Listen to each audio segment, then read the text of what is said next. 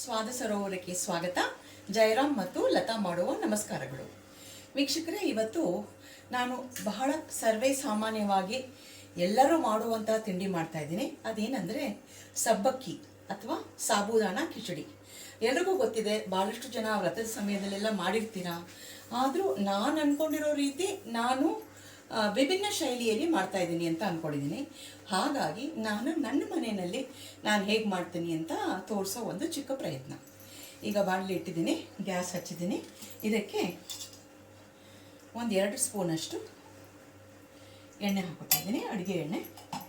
ಸ್ವಲ್ಪ ಎಣ್ಣೆ ಕಾಯಬೇಕು.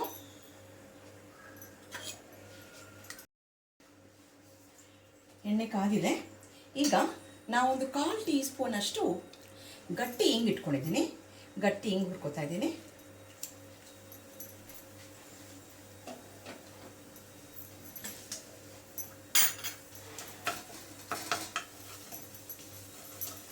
ಮತ್ತು ಆಲೂಗಡ್ಡೆ ಬೇಯಿಸ್ಕೊಂಡು ಇಟ್ಕೊಂಡಿದ್ದೀನಿ, ಅರ್ಧ ಬೆಂದಿದೆ ಇದು. ಸೊ 2 ಚಿಕ್ಕ ಚಿಕ್ಕ ಆಲೂಗೆಡ್ಡೆ ಮತ್ತು 3 ಹಸಿ ಮೆಣಸಿನ್ಕಾಯಿ ತೊಗೊಂಡಿದ್ದೀನಿ. ಅದನ್ನು ಉದ್ದುದ್ದಕ್ಕೆ ಸೀಳ್ಕೊಂಡಿದ್ದೀನಿ. ಅದನ್ನು ಇದ್ರ ಜೊತೆಗೆ ಹಾಕ್ಕೊಂಡು ಹುರ್ಕೊಂಡ್ಬಿಡ್ತೀನಿ.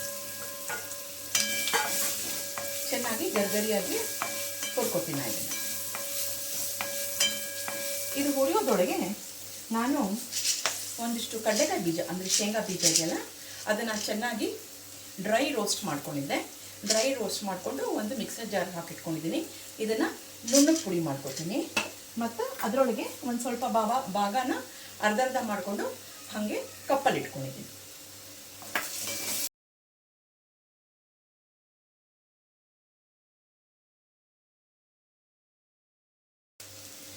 ಈ ಆಲೂಗಡ್ಡೆ ಹುರಿಯೋಕ್ಕೆ ಹಾಕಿದ್ದೀನಿ. ಇದನ್ನು ಸ್ವಲ್ಪ ಮುಚ್ಚಿಟ್ಬಿಡ್ತೀನಿ. ಈ ಆಲೂಗಡ್ಡೆ ಪೂರ್ತಿ ಚೆನ್ನಾಗಿ ಕ್ರಿಸ್ಪ್ ಆಗೋದ್ರೊಳಗೆ ನಾನು ಏನು ಶೇಂಗಾ ಬೀಜ ಇಟ್ಕೊಂಡಿದ್ದೀನಲ್ಲ, ಕಡಲೆಕಾಯಿ ಬೀಜ, ಅದನ್ನು ನೈಸಾಗಿ ಪುಡಿ ಮಾಡ್ಕೊಂಡು ಬಂದ್ಬಿಡ್ತೀನಿ. ಕಡಲೆಕಾಯಿ ಬೀಜ ಚೆನ್ನಾಗಿ ಪುಡಿ ಮಾಡಿ ಇಟ್ಕೊಂಡಿದ್ದೀನಿ, ರೋಸ್ಟೆಡ್ ಕಡಲೆಕಾಯಿ ಬೀಜನ. ಈಗ ನಾನು 1-2 ಮೆಣಸಿನ್ಕಾಯಿನ ಪೀಸ್ ಮಾಡಿ ಇಟ್ಕೊಂಡಿದ್ದೀನಿ. ಮತ್ತು 1 ಇಂಚ್ ಶುಂಠಿ ಮತ್ತು ಒಂದು ಸ್ವಲ್ಪ ಕೊತ್ತಂಬರಿ ಸೊಪ್ಪು. ಇದನ್ನು ಎಲ್ಲ ಕುಟ್ಟಾಣಿಯೊಳಗೆ ರಫ್ ಆಗಿ ಕುಟ್ಕೊಂಡ್ಬಿಡ್ತೀನಿ. ಒಂದು ಸ್ವಲ್ಪ ಆಲೂಗಡ್ಡೆ ಒಳ್ಳೆ ಚೆನ್ನಾಗಿ ಮುರುಮುರ ಅಂತ ಕ್ರಿಸ್ಪಾಗಿ ಹುರ್ಕೊಂಡಿದೆ. ಇವಾಗ ಇದನ್ನು ತೆಗೆದು ಒಂದು ಬೇರೆ ಪಾತ್ರೆಗೆ ಹಾಕೊಂಡ್ಬಿಡ್ತಾ ಇದ್ದೀನಿ.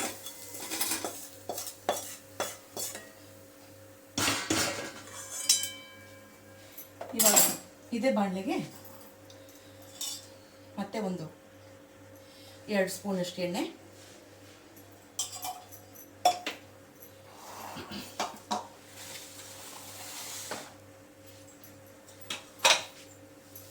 ಎಣ್ಣೆ ಕಾದ್ಮೇಲೆ ಇದಕ್ಕೆ 1 ಟೀ ಸ್ಪೂನ್ ಸಾಸಿವೆ. ನಂದು ಅರ್ಧ ಟೀ ಸ್ಪೂನ್ ಇದೆ, ಹಾಗಾಗಿ 2 ಸಲ ಹಾಕೋತಾ ಇದ್ದೀನಿ. ಅರ್ಧ ಟೀ ಸ್ಪೂನಷ್ಟು ಕಡಲೆಬೇಳೆ ಮತ್ತು 1 ಟೀ ಸ್ಪೂನಷ್ಟು ಜೀರಿಗೆ ಹಾಕೋತಾ ಇದ್ದೀನಿ.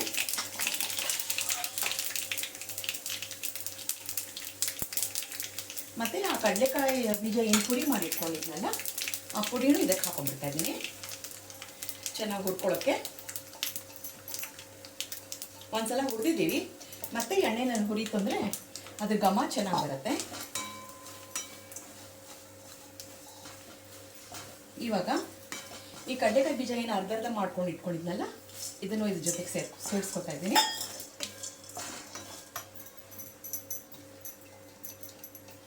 ಜಾರಲ್ಲಿರೋದು ಪೂರ್ತಿ ತೊಗೊಂಡ್ಬಿಡಿ.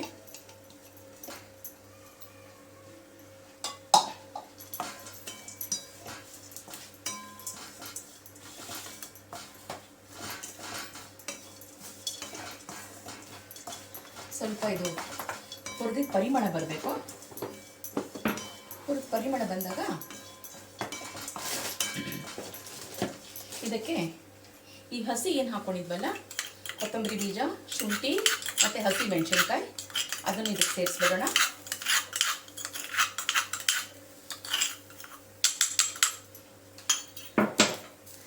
ಸೇರಿಸ್ಬಿಟ್ಟು ಚೆನ್ನಾಗಿ ಮಿಕ್ಸ್ ಮಾಡಿ 1 ನಿಮಿಷ ಹುರಿಯೋಣ.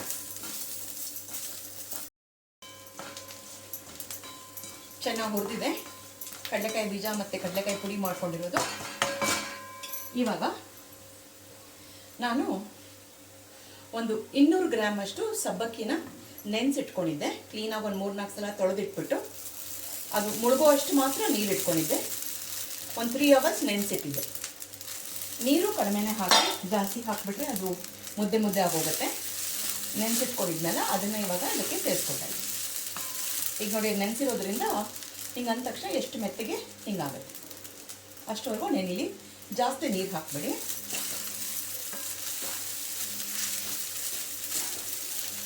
ಸಬ್ಬಕ್ಕಿಗೆ ಸೀಮೆ ಅಕ್ಕಿ ಅಂತಲೂ ಹೇಳ್ತಾರಲ್ವಾ? ಹೌದು ಹೌದು, ಸಬ್ಬಕ್ಕಿ ಅಂದರೆ ಸೀಮೆ ಅಕ್ಕಿ. ಸಬ್ಬಕ್ಕಿ ಎಲ್ಲ ಶೇಂಗಾ ಬೀಜ ಜೊತೆಗೆ ಚೆನ್ನಾಗಿ ಮಿಕ್ಸ್ ಆಗಿದೆ. ಇವಾಗ ಈ ಆಲೂಗೆಡ್ಡೆ ಏನು ಇಟ್ಕೊಂಡಿದ್ನಲ್ಲ, ಕ್ರಿಸ್ಪಿಯಾಗಿ ರೋಸ್ಟ್ ಆಗಿದ್ದು, ಅದನ್ನು ಇದಕ್ಕೆ ಸೇರಿಸ್ಕೊತೀನಿ.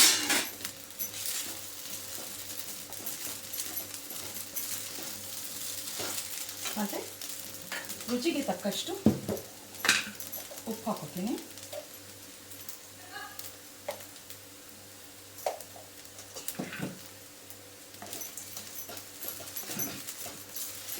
ನೋಡಿ, ಮುಗಿದ್ರಾದರೆ ಚೆನ್ನಾಗಿರುತ್ತೆ. ಇದನ್ನು ಭಾಳ ಜನ ವ್ರತ ಅಂದರೆ ಈಗ ಗುರುವಾರ ಶನಿವಾರ ಮಾಡೋರು, ಏಕಾದಶಿ ವ್ರತ ಮಾಡೋರು ಅವರೆಲ್ಲ ಇದು ತಿಂತಾರೆ. ಯಾಕಂದರೆ ಇದು ಫುಲ್ ಆಫ್ ಸ್ಟಾರ್ಚ್, ಕಾರ್ಬೋಹೈಡ್ರೇಟ್ಸ್ ಜಾಸ್ತಿ ಇರುತ್ತೆ. ಒಂದು ಆಲೂಗೆಡ್ಡೆನಲ್ಲಿ ಫುಲ್ಲು ಸ್ಟಾರ್ಚ್ ಇರುತ್ತೆ. ನೆಕ್ಸ್ಟು ಸಾಬುದಾಣನಲ್ಲಿ ಕೂಡ ತುಂಬ ಸ್ಟಾರ್ಚ್ ಇರುತ್ತೆ. ಹಾಗಾಗಿ ಹಶು ಆಗಲ್ಲ ಅಂತ ಹೇಳಿ ಯಾರ ಕೈಲಿ ಪೂರ್ತಿ ನೆಟ್ಟುಪವಾಸ ಇರೋಕ್ಕಾಗಲ್ವೋ, ನಿಲಾರ ಮಾಡೋಕ್ಕಾಗಲ್ವೋ ಅವರು ಇದನ್ನು ಸೇರಿಸ್ತಾರೆ. ಓಕೆ. ಮತ್ತು ನಮ್ಮನೆ ವಾಡಿಕೆ ಪ್ರಕಾರ ಒಂದು ಚಿಟಕಿ ಸಕ್ಕರೆ ಹಾಕೋತಾ ಇದ್ದೀನಿ ನಾನು. ಚಿಟಕಿ ಅಷ್ಟೇ, ಇದು ಆಪ್ಷನಲ್ ಇದು. ಮತ್ತು ಗೋಡಂಬಿ, ಇದು ಕೂಡ ಆಪ್ಷನಲ್ಲು. ತುಪ್ಪದಲ್ಲಿ ಆಲ್ರೆಡಿ ಹುರಿದಿಟ್ಕೊಂಡಿದ್ದೆ, ಅದನ್ನು ಸೇರಿಸ್ಕೊತಾ ಇದ್ದೀನಿ. ಕಡಲೆಕಾಯಿ ಬೀಜ ಹಾಕಿರೋದ್ರಿಂದ ಬೇಕಾಗಿಲ್ಲ, ಬಟ್ ಇತ್ತು ಅಂತ ಹೇಳಿ ಮನೆಯಲ್ಲ ಹಾಕ್ತಾ ಇದ್ದೀನಿ. ಇವಾಗ ಒಂದು ಸ್ವಲ್ಪ ಕೊತ್ತಂಬರಿ ಸೊಪ್ಪು ಹಾಕಿ ಬಾಡಿಸ್ಬಿಟ್ಟು ಒಂದು 2 ನಿಮಿಷ ಮುಚ್ಚಿಟ್ಬಿಡ್ತೀನಿ. ಆಮೇಲೆ ಸರ್ವ್ ಮಾಡೋಕ್ಕೆ ಮುಂಚೆ ಸ್ವಲ್ಪ ನಿಂಬೆಹಣ್ಣು ಹಿಂಡ್ಬಿಟ್ಟು ಮೇಲೆ ಇನ್ನೊಂದು ಸ್ವಲ್ಪ ಕೊತ್ತಂಬರಿ ಸೊಪ್ಪು ಉದುರಿಸ್ಬಿಟ್ಟು ಕೊಟ್ಟರೆ ನೋಡೋಕ್ಕೂ ಚೆಂದ, ತಿನ್ನೋಕ್ಕಂತೂ ಅತಿ ಚೆಂದ. ಸೊ ವೀಕ್ಷಕರೇ, ನಮ್ಮ ಸ್ವಾದು ಸರೋವರ ಚಾನಲ್ ಯಾರ್ಯಾರು ನೋಡ್ತಾ ಇದ್ದೀರೋ ಪೂರ್ತಿ ವಿಡಿಯೋ ನೋಡಿ, ಲೈಕ್ ಮಾಡಿ, ಶೇರ್ ಮಾಡಿ, ಸಬ್ಸ್ಕ್ರೈಬ್ ಮಾಡಿ. ಯಾರ್ಯಾರು ಸಬ್ಸ್ಕ್ರೈಬ್ ಆಗದೆ ಹಾಗೆ ನೋಡ್ತಾ ಇದ್ದೀರೋ ದಯವಿಟ್ಟು ಬೆಲ್ ಐಕಾನ್ನ ಪ್ರೆಸ್ ಮಾಡಿ, ನೋಟಿಫಿಕೇಷನ್ಸ್ ಬರುತ್ತೆ. ಆಲ್ ಆಪ್ಷನ್ನ ಪ್ರೆಸ್ ಮಾಡಿ. ಆವಾಗ ನಾನು ಏನೇನು ತಿಂಡಿಗಳು ಹಾಕ್ತೀವೋ ಎಲ್ಲ ಆಪ್ಷನ್ಸು ನಿಮಗೆ ಬರುತ್ತೆ.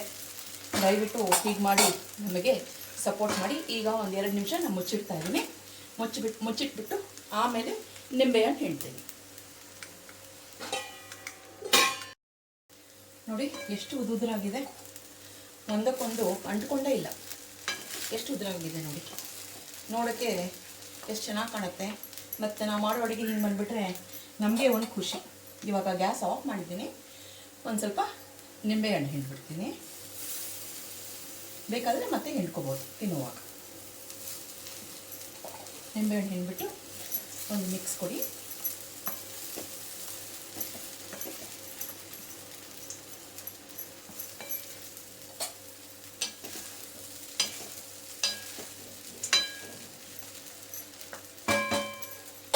ಮಾಡಿಬಿಟ್ಟು ಇನ್ನೊಂದು ಸ್ವಲ್ಪ ಕೊತ್ತಂಬರಿ ಸೊಪ್ಪು ಉದುರಿಸ್ಬಿಟ್ರೆ ನಮ್ಮ ಸಬ್ಬಕ್ಕಿ ಸಾಬುದಾಣ ಕಿಚಡಿ ಅಥವಾ ಉಪ್ಮಾ ಫಲಾರಕ್ಕೆ ಸಿದ್ಧ.